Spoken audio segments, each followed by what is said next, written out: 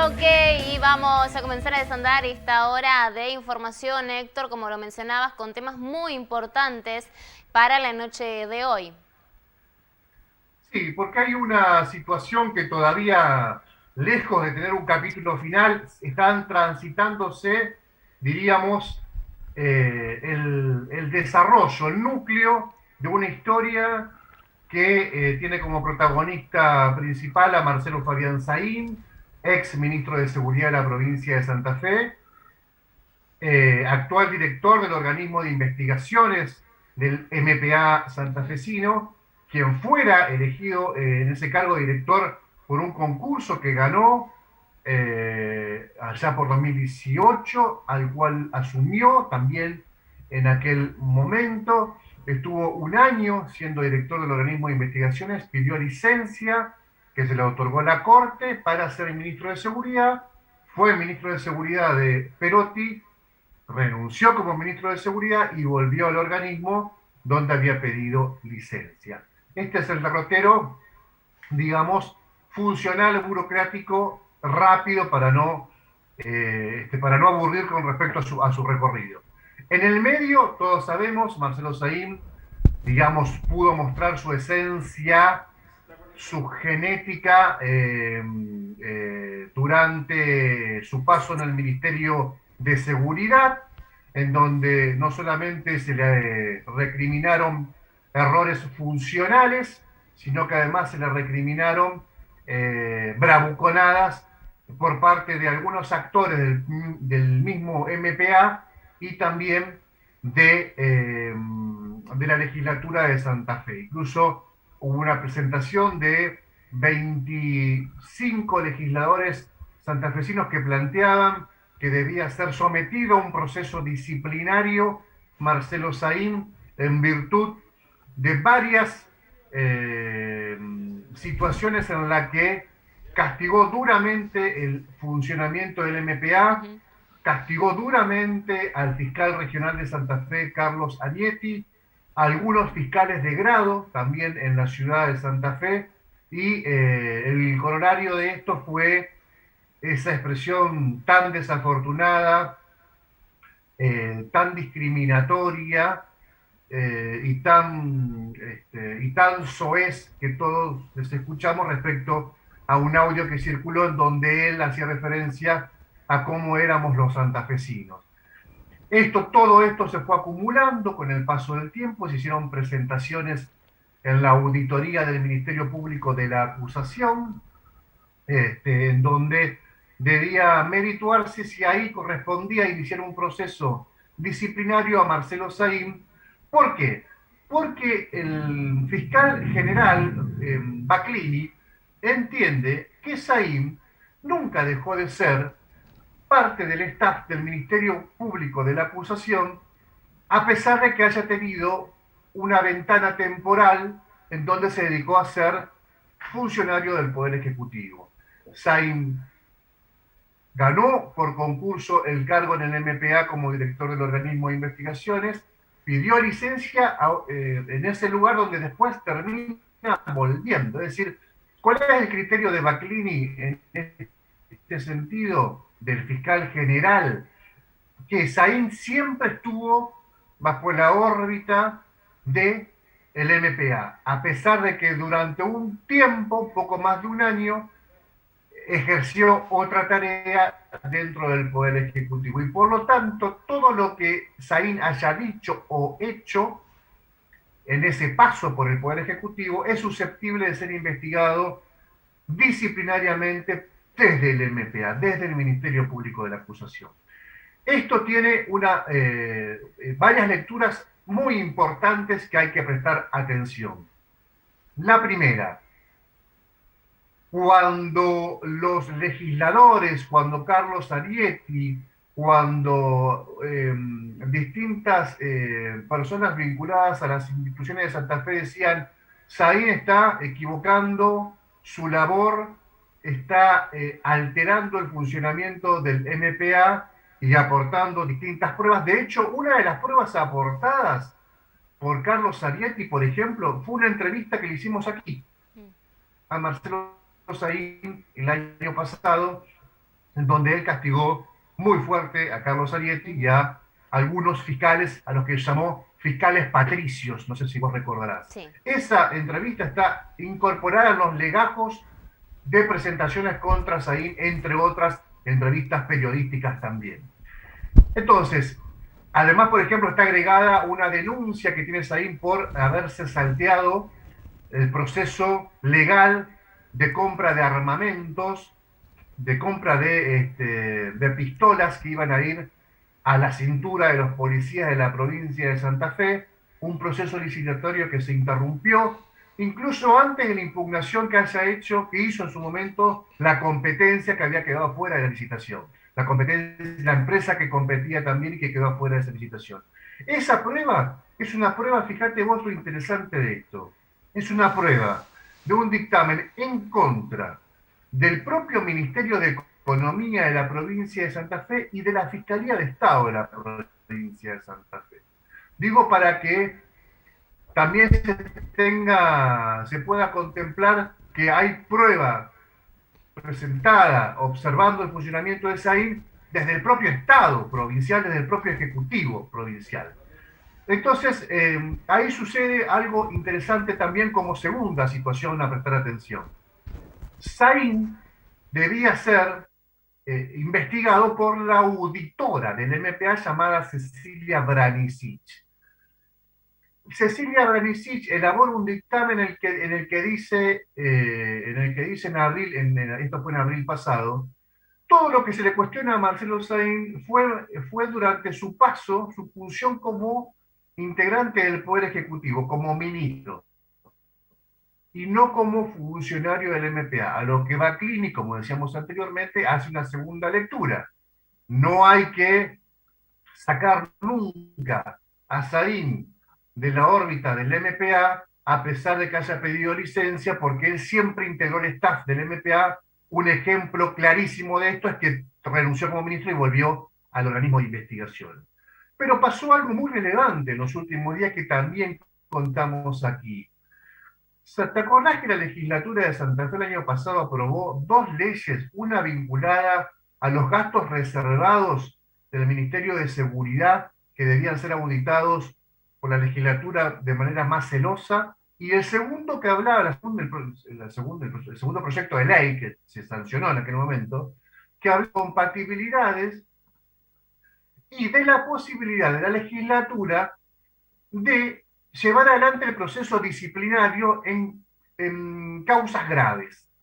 Esto que pasó muy desapercibido porque la agenda COVID muy merecidamente ocupa mucho espacio en los medios, pero pasó desapercibido, por lo menos para la gran mayoría de los medios de comunicación, no para nosotros en este caso, porque decíamos, atención, que Saín, si bien no va a enfrentar un proceso en la Comisión de Juicio Político por su rol como ministro de Seguridad, atención, porque ahora la legislatura puede iniciar un proceso disciplinario contra Saín por faltas graves.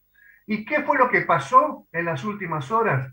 El auditor designado por el fiscal general Jorge Baclini, que es el fiscal regional de Reconquista, Rubén Martínez, ayer dictaminó que había que admitir todas las presentaciones que había contra Saín, había que iniciar el proceso disciplinario y además sugiere suspender a Saín mientras dure ese proceso disciplinario, que tiene un plazo de 60 días. Como esas faltas Martínez las considera graves, no va a estar ya en manos del auditor del MPA sancionar o no a Saín, sino de la propia legislatura. Y ahí se juntan los porotos entre la oposición y un sector del peronismo, el sector vinculado al senador Traferri, para avanzar sobre un proceso disciplinario si lo quisieran. ¿Cómo se resuelve esto? Primero debe admitir la comisión de acuerdos integrada por senadores y diputados, admitir la presentación de Martínez, iniciar el proceso, designar a un acusador, integrante de la comisión de acuerdos, y elaborar un dictamen que puede ser absolutorio para Saín o sancionatorio. Y sancionatorio puede también significar la remoción de En ese caso, deberá discutirse en una asamblea legislativa, como hace algún tiempo atrás, recordarás, le ocurrió a quien fuera defensor general Gabriel Elías Ganón y a quien era en su momento fiscal de Reconquista, Eladio García, que terminaron los dos removidos por la legislatura de Santa Fe. Esta novedad es muy importante, institucionalmente es muy relevante, no ha tenido la dimensión todavía que exige esta novedad, porque la legislatura de Santa Fe tendrá, como anticipamos aquí hace un mes y medio, decíamos, acuérdense que esto termina con la legislatura teniendo el rol de acusadora o de sus miembros de acusadores a cualquier falta que lleve adelante un integrante del MPA. ¿Cómo va a debutar esta la ley? Con el caso Marcelo Sainz. Hay que seguirlo muy de cerca y obviamente, probablemente en las próximas semanas incluso hablemos con actores de la oposición y del oficialismo para ver qué opinión tienen sobre el asunto. Le queremos agradecer muchísimo porque estuvo escuchando el informe legislativo y porque seguramente tiene también su agenda muy cargada, al secretario general de UDA Santa Fe y también integrante de UDA a nivel nacional, Eugenia, que es Sergio Romero. Lo saludamos. ¿Cómo te va, Sergio? Muy buenas noches. Héctor y Eugenia, te saludamos. Buenas noches, un gusto poder compartir el programa con ustedes. ¿Qué tal? ¿Cómo le va, Sergio? Disculpad que te tuvimos prendido, atento a la situación del ex ministro de Seguridad, pero teníamos, habíamos comenzado con el informe antes de tu conexión. Tuviste muy duro en los últimos días. Tu costumbre es más de buscar la conciliación, del diálogo, de la responsabilidad, de la ética de la responsabilidad, pero esta vez apuntaste a Adriana Cantero, la ministra de Educación, advirtiendo que si quieren prolongar las horas de trabajo de los docentes, deben prestar atención a las condiciones edilicias, a las condiciones laborales y por supuesto también al sueldo docente, al presupuesto docente. ¿Qué te pareció esto que dijo la ministra, esa posibilidad en consulta con los gremios de poder ampliar el calendario y poder ampliar las horas de trabajo? Bueno, primero quiero que me permitas, concuerdo con vos, es decir, uno tiene un estilo. Yo creo que el diálogo debería prevalecer, el diálogo debe ser la solución a todos los inconvenientes que se presentan en un país tan importante como Argentina. Lo que pasa es que a veces cuando el diálogo no da solución a problemas de fondo, bueno, uno preocupado y ocupado por algo tan importante como es la educación, se manifiesta de manera sólida, contundente, llamando a la reflexión al gobierno de turno. Es decir, yo quiero decirte dos o tres cosas para fundamentar por qué el enojo, ¿no? Y es cierto, es un enojo y una preocupación. El ministro de Educación Nacional manifestó, cuando nosotros ya lo habíamos dicho, Héctor, el año pasado, que el 2020 era un año perdido para el sistema educativo, si no hubiese sido por los trabajadores y trabajadoras de la educación, dándole continuidad al proceso educativo, lo poco que se pudo hacer hubiese sido peor todavía. Reconoce el Ministerio de Educación que el 10% de niños y niñas no pudieron conectarse. Esto en un colectivo de 12 millones de alumnos y alumnas, estamos hablando de un poquito más de 1 millón. Nuestra propia experiencia, porque somos un sindicato a nivel nacional, conocemos provincia por provincia, y nuestros propios relevamientos nos indican que más de 2 millones, casi 2 millones y medio de niños y niñas no pudieron conectarse. Esto es un hecho grave. Bueno, Argentina está dentro de Santa Fe está dentro de este contexto, es decir, Santa Fe tiene más de 1/3 de jóvenes que no han podido conectarse. En nuestra propia ciudad de Santa Fe, uno pasa un poco Boulevard hacia el norte y ya hay escuelas que no tienen internet. Entonces, cuando un ministro, en este caso la profesora Cantero, se encuentra totalmente, digamos, desactualizada con respecto a la realidad y dice, vamos a un sistema virtual, no está conociendo la realidad. Es decir, cuando ella habla de un trabajo virtual en la provincia de Santa Fe, tiene que entender que más de un tercio de niños y niñas, sobre un colectivo de 800.000 estudiantes, estamos hablando de casi 300.000 jóvenes, están quedando prácticamente perdiendo la continuidad en el proceso educativo. Estos son temas muy serios, temas muy profundos. Después hace resoluciones que tienen confundido permanentemente a padres, a toda la comunidad educativa. Se hace una resolución a la mañana, a la tarde se la explica de otra manera. Lo cierto es que el 2021 va camino al 2020, no hay clases, hay dificultades de conectividad. El gobernador se conforma, lo cual le agradecemos porque la verdad que es un hecho importante, darle el boleto escolar gratuito a los trabajadores de la educación, pero no es suficiente, hay que seguir trabajando en el sistema educativo. Cada vez que habla y anuncia un decreto, habla del colectivo gratuito. Bueno, ya está, ya pasó, de aquí para adelante, ¿qué? Entonces, estamos carentes de un programa en la coyuntura y bueno, y estoy preocupado por la pospandemia, porque ojalá sea de manera rápida, esto va a transitar, en algún momento va a pasar y vamos a volver a escuelas que no están siendo reparadas, la infraestructura escolar es deficiente, hay actos de vandalismo donde se han destruido escuelas completas y nosotros lo hemos comunicado, hemos dado nombres de escuelas, hemos dado ubicación de las escuelas, donde se ha perdido toda la tecnología para las prácticas profesionalizantes en las escuelas técnicas. Hay una serie de cuestiones que no se están abordando. Entonces, me parece que uno lo que dice es para llamar a la reflexión, para ver si podemos generar un programa educativo que nos contemple a todos y empezar a transitar, digamos, la recuperación de todos estos días perdidos. Yo veo una ministra totalmente confundida y agotada dentro del sistema educativo santafesino, ¿no? Euge. Muy buenas noches. Me quedo con esto último que acaba de mencionar respecto a la ministra de Educación, Adriana Cantero, sobre el agotamiento. ¿En qué sentido, digamos, lo está mencionando? ¿Una cuestión de agotamiento dentro de lo que es su rol como ministra o desde una cuestión más personal?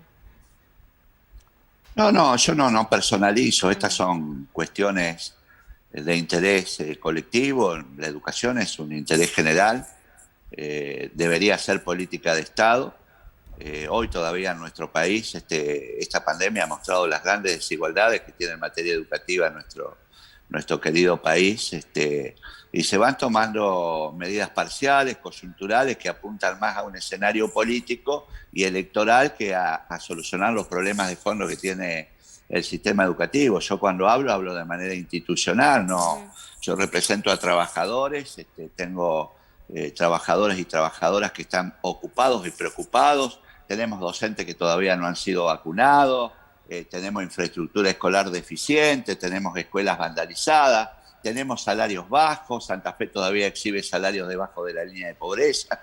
O sea, nosotros ponemos sobre el escenario cuestiones reales, cuestiones que hay que ir solucionando. Ahora, cuando vos te crees que la solución es hacer trabajar a los educadores día sábado y día feriado, evidentemente estás confundido, estás agotado en la gestión y estás dándole un rumbo que no colabora con el sistema educativo, que no colabora con la parte pedagógica, no colabora con la construcción de una política concreta en materia educativa. Es decir, nosotros queremos discutir las cuestiones de fondo y me parece que estamos queriendo tapar el sol con las manos en la provincia de Santa Fe, ¿no?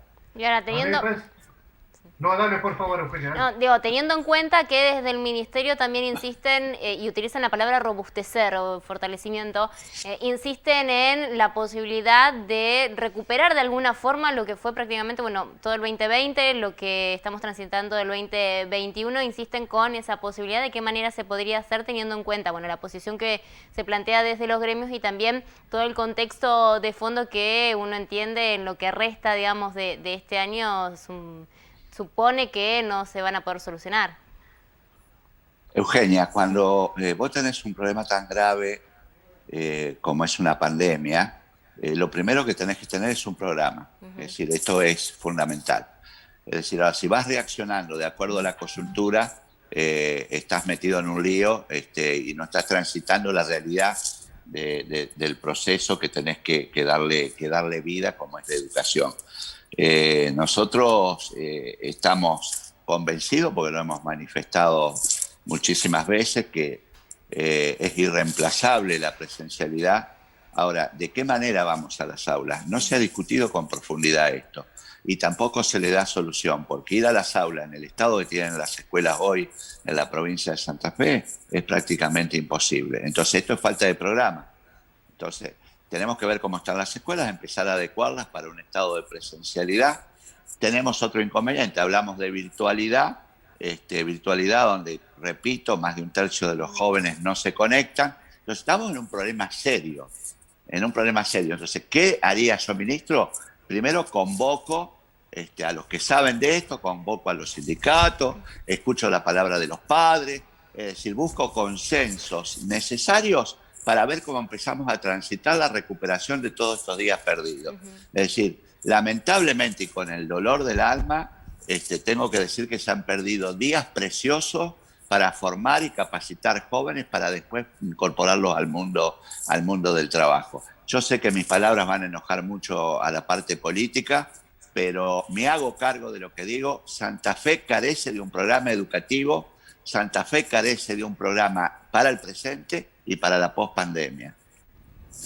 La última, por lo menos mi parte, que quería preguntarte, Sergio, la cuestión de salir a anunciar la posibilidad de la extensión horaria, de extender los días de trabajo de los docentes, esto sin consultarlo a los sindicatos, es como como una falencia del ABC, del manual básico de la política, de la gestión política, no relevar, no recorrer ese espinel, el espinel gremial, a la hora de por lo menos anunciar una posibilidad.